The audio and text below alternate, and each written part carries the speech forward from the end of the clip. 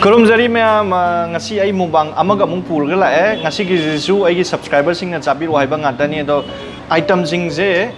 ai sigi 3x spicy je mi subscriber yam yame aingona chabiru hairi je do ai cha de so ma ki pa purani aduna ai 3x spicy je tawre ngasi di aduga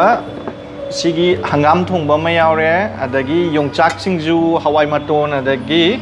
Hanggam sigi ka loina ma yaure ado मैम आई चाबा हौजरागे 3x spicy जे आई होरेन सिमी सिगी चाक मैम जे चाबा लोरकान आई ओइन चाजरागे काइगिनो द सगुम लंथोकपजिदि पामुई सी जे चाबा ngamdraga ai langthokibadudi pamudeबको अदुदना आई लास्ट चाके आई आहा मने चादोइजे अदो येंगाजे क्याम चाबा ngamdoइनो ngamoइदोइनो अदो मैम आई चाबा हौजरागे कोनबा हवाई मतोन अदगी Hanggam jeju manipur dagi ne loi purai ne manipur dagi Yongchak adagi hawai matun Hanggam kot na ba THOIDRING ASUBA matum amaga yaure sida ngasi di khara thenge nong je chu ge tawbani ado nong je churaktre aduga nong chudrabani na ai mapanda muk laaga mukbang tawge na tawri ma'am ngasi di nong chu bani na ne la da cha ge tawbado la do phangdre aduduna ai pukham doi na chajare dom Hanggam je चादा बकुई साउनी दा सिदिया Hanggam जाइना खजिंग मसादो थाक बाइना the हाउदि हारनि Hanggam मखो कजे चार दा मे ngasi dekta pen no बे सिदि मै दा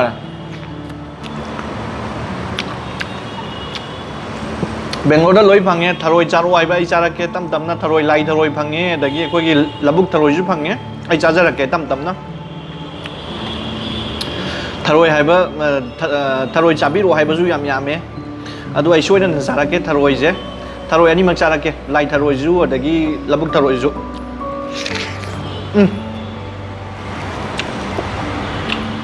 siri jakhom chaung chaung na hukma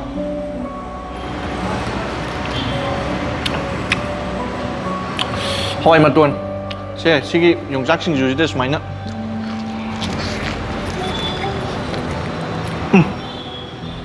hả mít cái là cái gì cốt là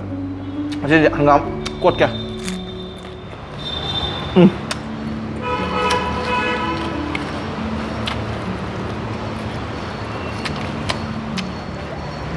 mà mang ý là sigi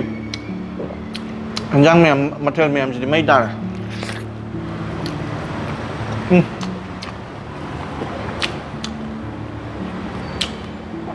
Khajing ngau ba.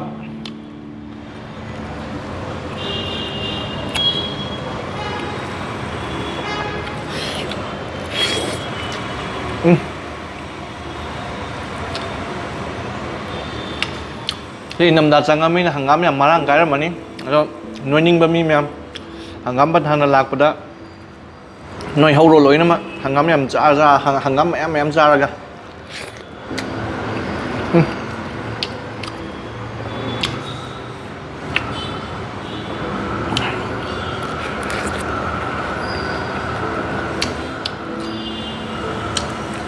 Bengal đó lối nếu mà phẳng Hanggam để dùng chak xoay bung thà rồi coi ukul lagi Chingi chini now sing na tawraga dukan ama hangi ba Bengal da adu loi na phang adagi lo ba ne Hanggam hawai maton jisu ngasi ayuk da aina order do ba moi dagi THOIDRING azu pa hả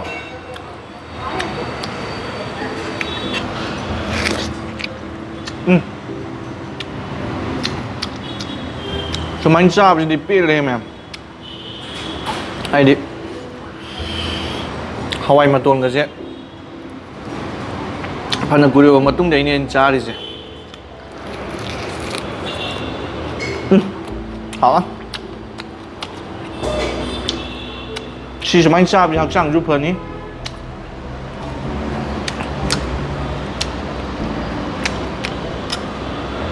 Hanggam makok sin mai he le hau ba Maya mai gi subscriber amana ne la ton da chaba matam da maton no ka khat piu na haire ba ko ai maram di khang de ado maram do khang bo ra di comment section da pibiramo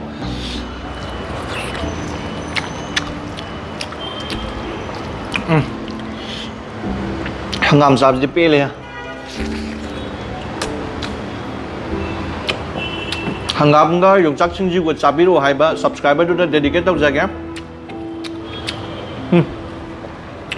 Yongchak Singju lai ra. Aduga hanggam ko thong e. Combination jam chane. Si ani je. Amana chammaga amana saraga. Khao letter.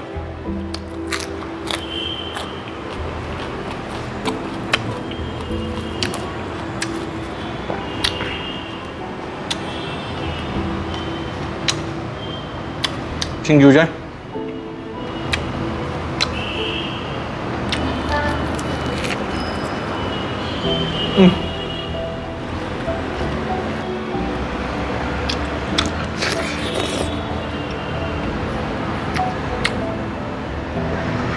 Khajing mềm.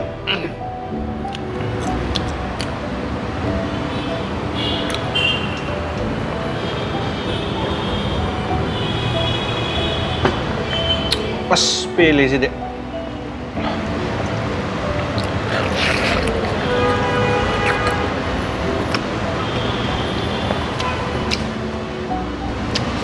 Hanggam je moi sila mumu phangge ba ko aduga moi je mit ka ba ga yaw de sigi je mit ka na ton loi ka re koi ge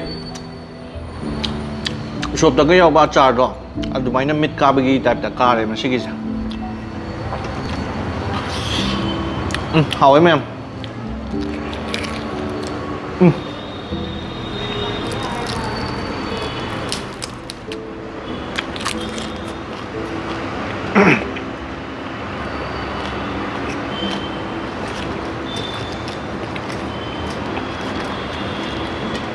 Chả tốt là có băm dùng chả đấy Hanggam cái gì nhằm tôi nó phòng một bột nó tập bên đây nè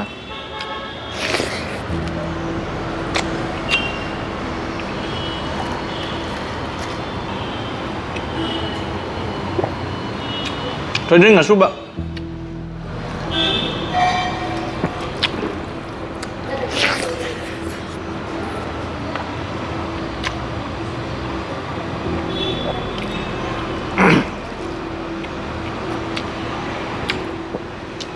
anh là su này THOIDRING khara hấp là sinh khara sôi là cái phải dùng khara sôi là cái su là cái xem này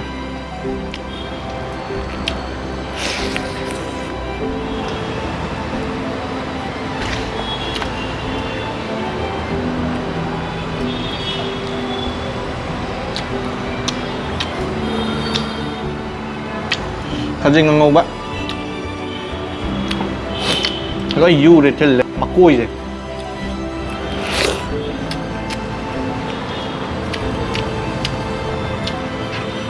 hỏi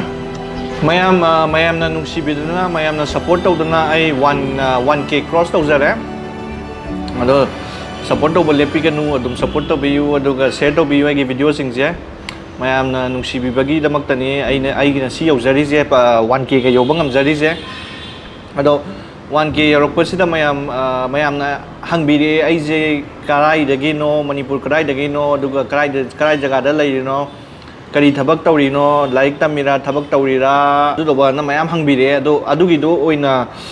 answer pizarage ado answer je pi na ba question hangbiro q ne macha ama khadang dau je aduga instagram do yawba singju instagram da dum thabirak ba yagani ai question sing do lakot charaga dum ai answer da pizarake mathangi video da Hanggam Thongba je mai dara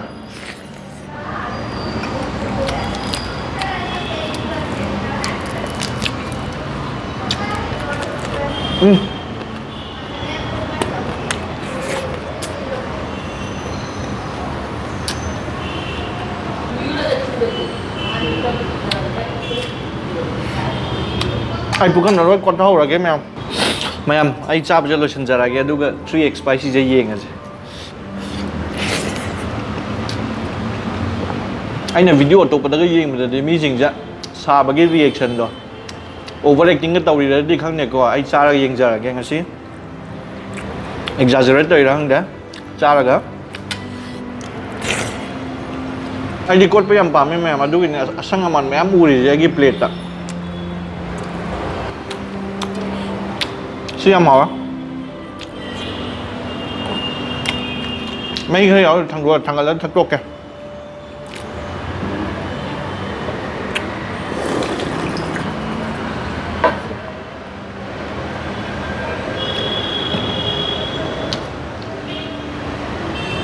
로에면 작기 아도 스파이시 누들스 이행하세 그만 나오게도 마얌 세 시기 3x 스파이시 누들스 이 짜봐 오자라게 kainu sina flake chili flakes la hot chicken flavor ramen yeng ase flakes in thai kai flakes no ni khang da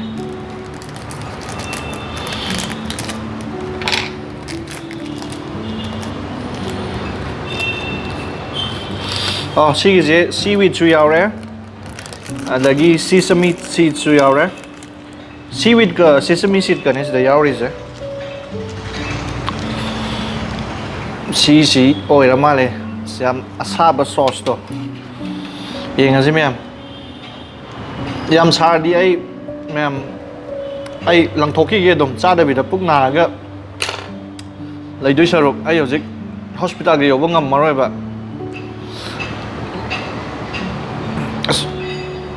machu ji bukti ki jai ye si akhoi gi mi asi ba gi I ga ma ne as kumain tau bajat no masigi mahau jina mayam na dit sai hai hao e man nung si kai de moin sai hai ja ngai ko mayam tu sida hape ai tola ge adu ga sa bau jara ge kam sa doi no di gang de ai kitang lek put liu do sa di sa re yeng ji kam sa gi yeng se ma sigi noodles sa doi di male ham ma kitang taste tau di sa de ba ko sa ra ga na yeng ge 3x spicy noodles hai chiri paisa ta na ba gi wa ni da wat thi ni yeng ge mem hau reng ge kitang yam sa di ai tok tok ke ko mem ai cha roi ge ba loi na ma ai puk na tok de sok pudi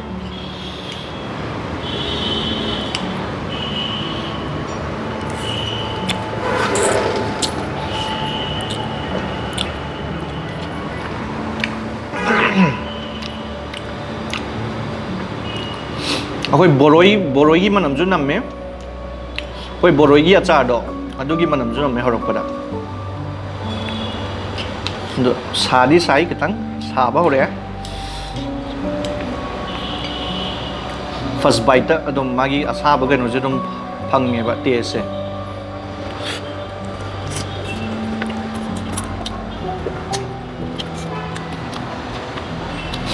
second bite all good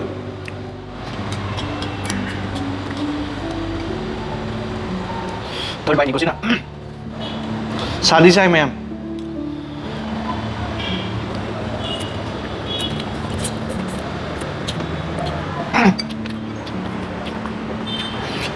third bite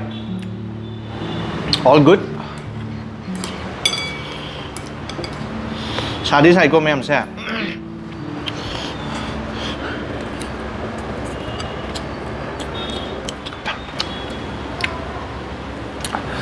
nắp chân ra được bao đấy xem em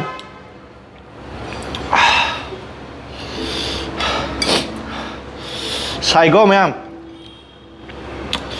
angang di jabi kan usi je aduh ngam ding ngam gani lotion ge mai pe ma sai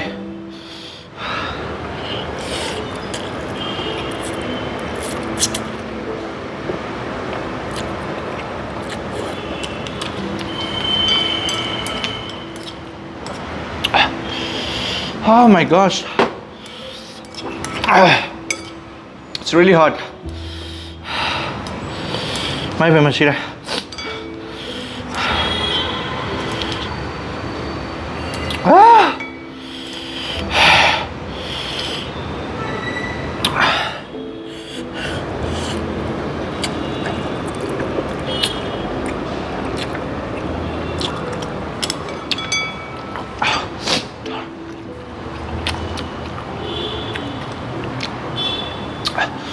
Lawai lem food đó không mang thuộc lệ ไม่เป็นมาชีเลยสิเด็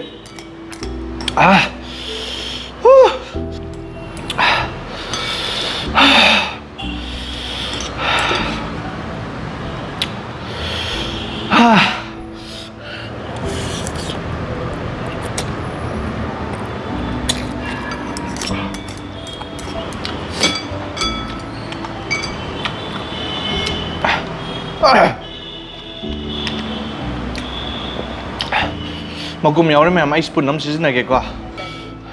ไม่ยำชิคกี้พายง่ายเลยชิเลยชิชิคกี้พายไอ้จำมาสักชัด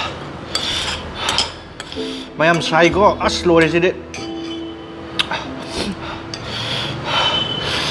อัสตันหนึ่งกับไปกันด้วย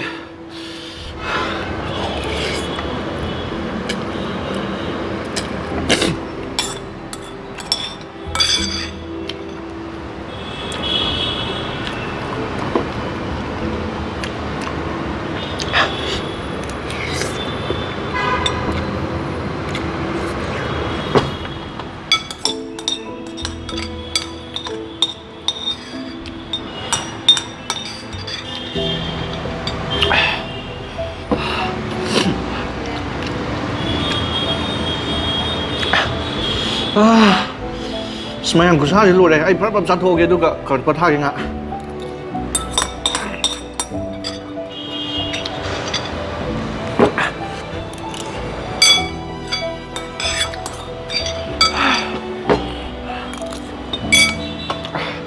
Mấy luôn á.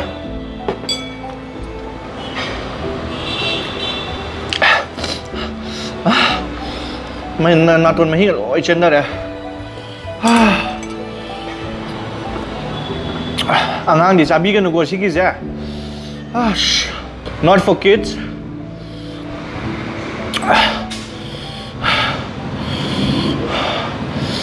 May pe masira.